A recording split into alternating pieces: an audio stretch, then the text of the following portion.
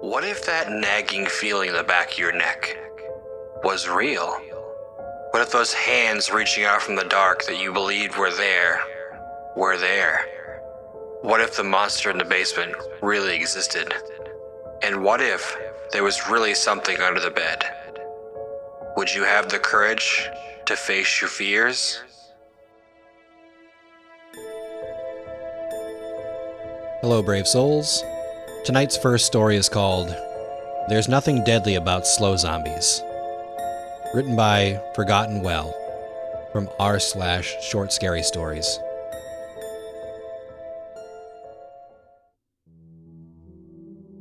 The zombies weren't the worst part of the zombie apocalypse.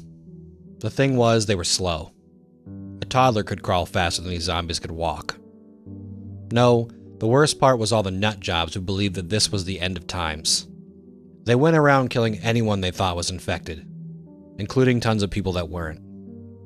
That's how my dad died. He had a stroke. He was outside in our driveway. He could barely move, and the zombie patrol saw him and shot him. No hesitation. If they had just called a fucking ambulance, my father would be alive. My mother took it the hardest. She had to come home to find him like that in the driveway. After that, for weeks she was pretty much catatonic. The zombie was bumping into our front door and she didn't even think and just answered.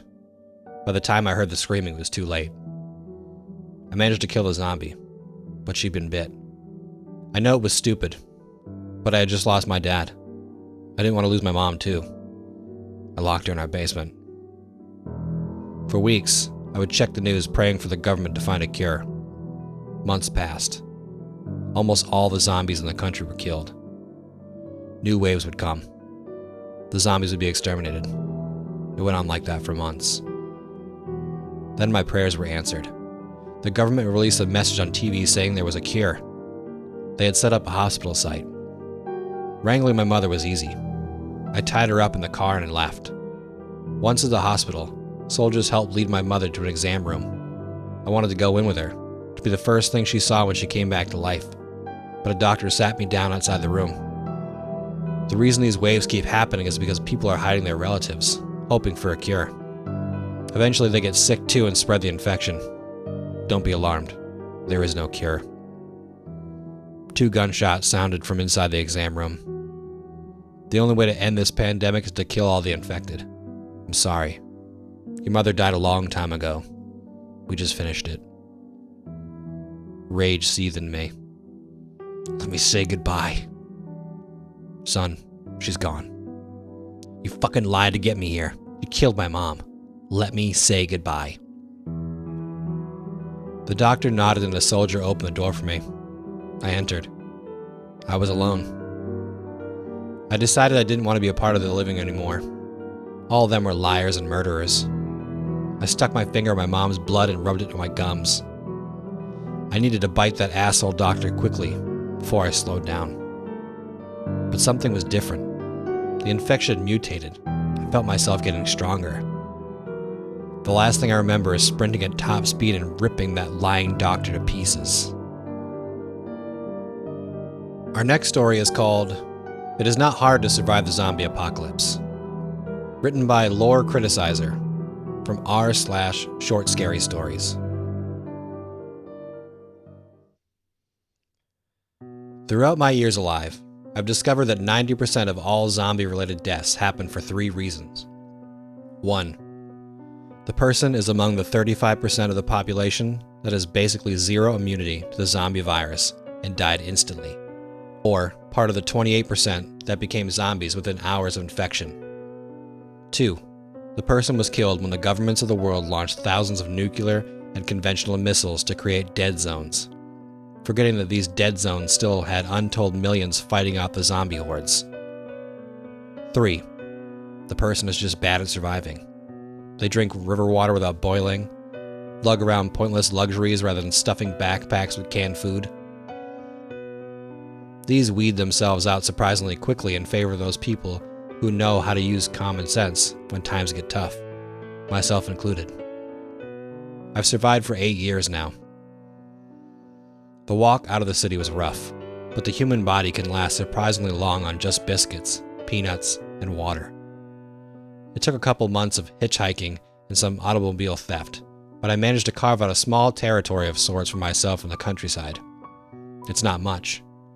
A small farm with a couple fields, some livestock and a tall fence, but it's more than enough. I have 2 neighbors about 30 miles away which I have an agreement with. We always stay on our land save every Tuesday when we meet to trade goods, and we can help each other if either of us gets attacked. Every morning I clear my perimeter for stray zombies. I maintain my garden, hunt the odd animal, keep the generators running. I eat well enough. The local pharmacy has enough medicine to last my entire lifetime. And I hardly have downtime, so I'm never bored. And in the case of a wild horde that's too large for me to handle, I just go to my basement and spend a few days reading and eating canned food until their primitive brains give up and leave. I don't even need to live alone. I could support 4 or 5 people on my land easily. This means that I didn't need to kill them. That grandmother I killed for her dried meat and raisins. The jacket and backpack which I stole at gunpoint from a sobbing child. The man I left inside a bear trap on my way to steal a van. All the hitchhikers I ignored on my way to the farm. None of them needed to die. Our next story is called Things to Do in the Zombie Apocalypse When You've Been Bitten. Written by Hyper Obscura from r/shortscarystories.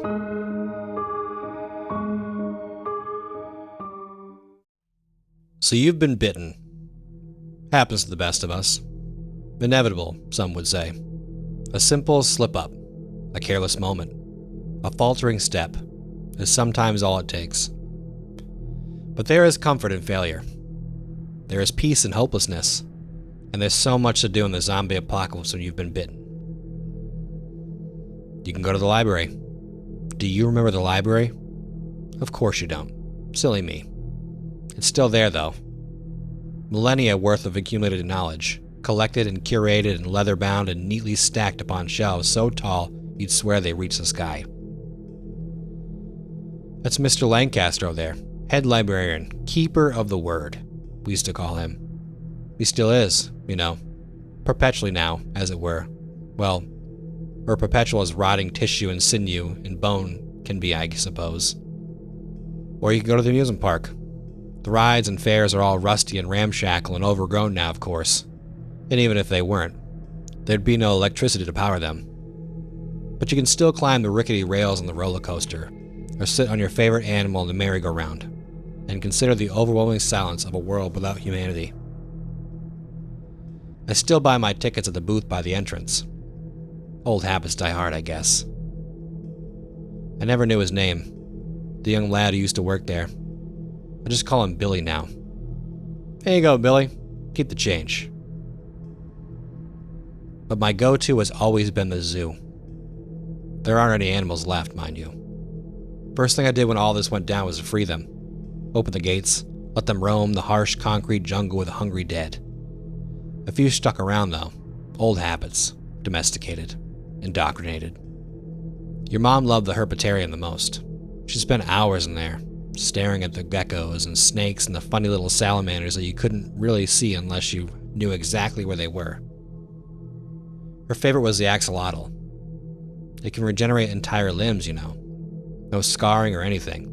Just a brand new limb. Just brand new life. I tended to the axolotl for as long as I could, but it turns out even miracle reptiles have to face mortality. I still visit her sometimes. Oftentimes. Every day.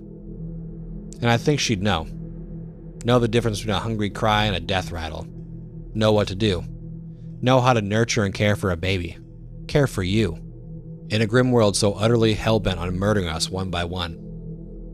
And in the end, who could have known?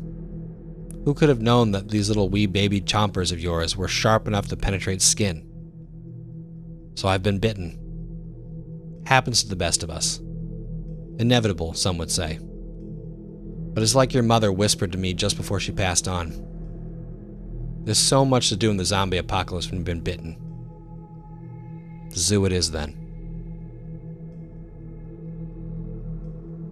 Our next story is called Working a Register in the Zombie Apocalypse.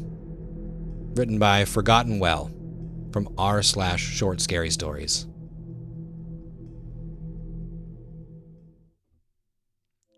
I woke up 7 minutes before my alarm was supposed to go off. My phone had been sent an emergency alert. There is a high concentration of zombies in your location. Do not go outside unless absolutely necessary.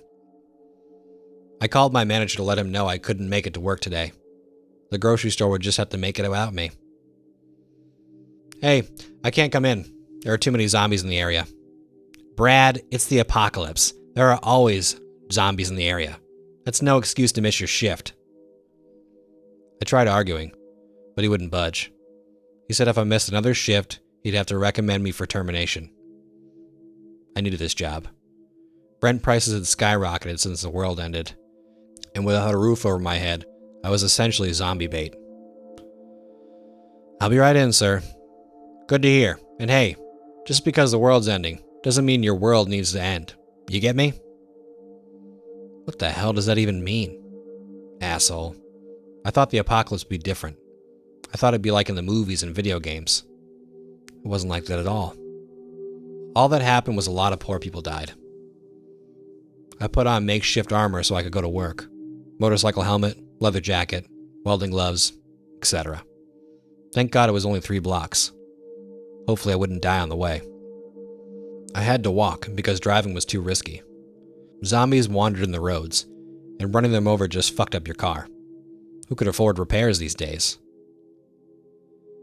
I barely made it to work on time, so I punched in and ran to my register.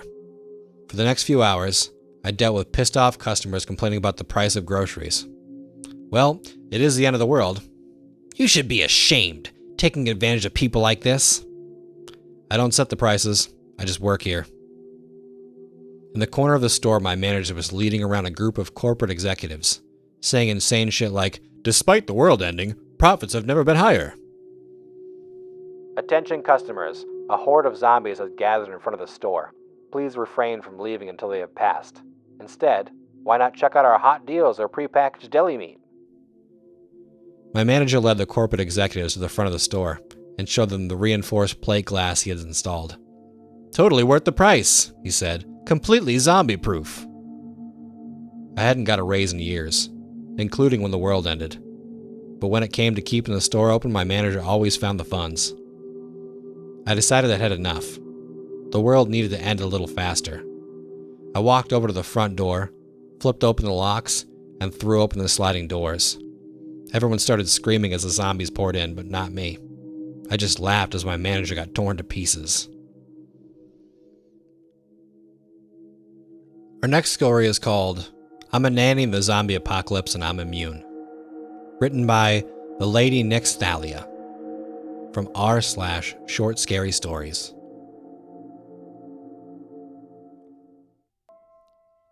People have been changing for more than a year now. We're not sure how it started. Only that once you're exposed, that's it. The transformation doesn't happen immediately. That's part of why it's so terrifying. There's about a week between exposure via bite and full conversion. A week full of dread, of bleeding pustules and blackening skin, of sores in the mouth and leaking eyes, until you finally expire and resurrect to spread it yourself. For that entire week, the victim knows what's to come. It's inevitable. Even worse, they know they won't be able to protect their children once they've changed. But that's where I come in, you see. The transformation always happens, to everyone. Except me. Doctors don't know if it's my scent that puts them off or something weird about my immune system that makes it impossible for me to catch it. Maybe both. But whatever it is makes me invisible to zombies. So I have a new job in the apocalypse as a nurse of sorts. A job important enough that I have my own bodyguards and an armored vehicle along with it. You see, I carry people's children to safety. Protect babies from having their brains eaten as they're transported to walled cities.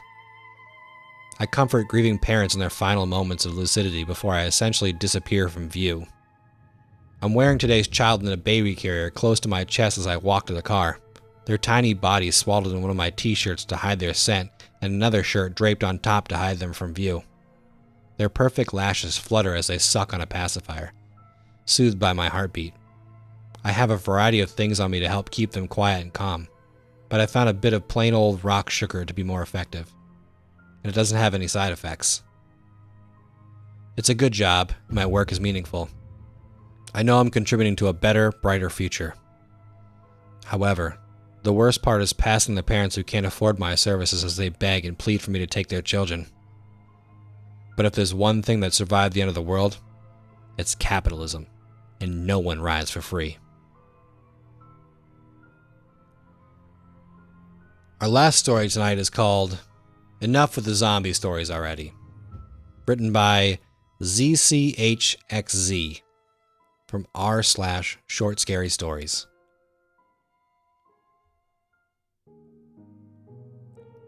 They've been proven impossible many times. Simply put, dead people cannot become zombies.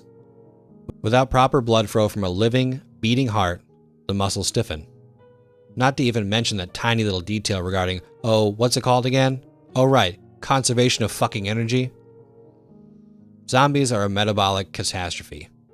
Hordes of the undead rushing to capture one helpless soul to feast upon their body? Yeah, okay. Because the average human can totally feed dozens if not hundreds of walking corpses. The death walk would last maybe an afternoon. Rigor mortis would give patient zero 6 hours at best to eat as many brains as they could, and even in an apocalyptic scenario, quarantine would only need to last, like, a day. And the dead rising from their graves? Come on. Do I really need to prove necromancy isn't real? I mean, I hate to break it to you guys. I know you all love the idea. Some of you probably even have bunkers or evacuation plan, or at least a survival bag. But the zompocalypse isn't going to be a thing. Hope you're not waiting for it to save your crush and have them fall in love with you during the chaos. Awkward. For the rest of you, the ones who know they'd die in the first 24 hours of an outbreak of undeath, you can rest easy. Aunt Muriel won't be popping out of the cemetery to give you one last visit, so you're welcome for that. Now, if living humans were simply infected, on the other hand. Well, I hope you guys enjoyed the stories. Come back next week for some more zombie, vampire, werewolf, something stories. And remember to always face your fears.